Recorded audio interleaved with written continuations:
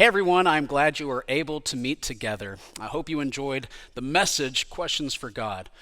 One thing that I kind of touched on but didn't get to spend much time with was how Habakkuk was so bold, blunt, straightforward, and emotional in his conversation with God.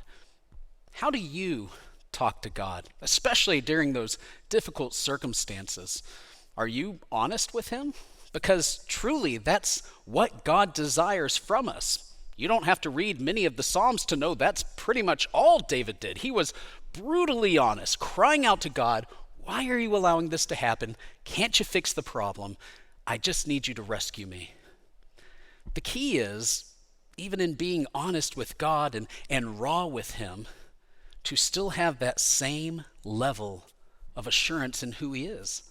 We can be real truthful with God. We can tell Him, "I don't like what's happening right now, and I don't get why you're doing it, and I really just wish you'd do it this way," and be done with it.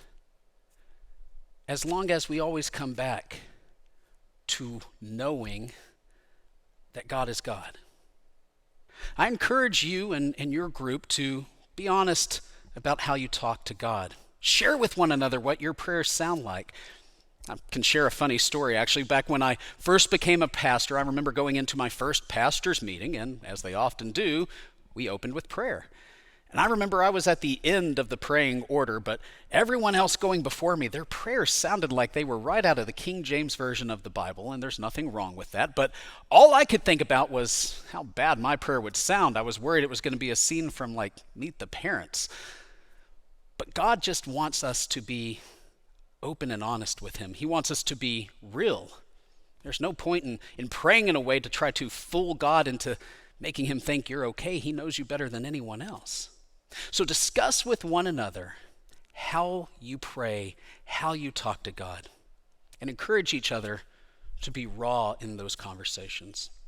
I hope you enjoyed the discussion. I hope you enjoyed the questions, and I hope you all have a great week.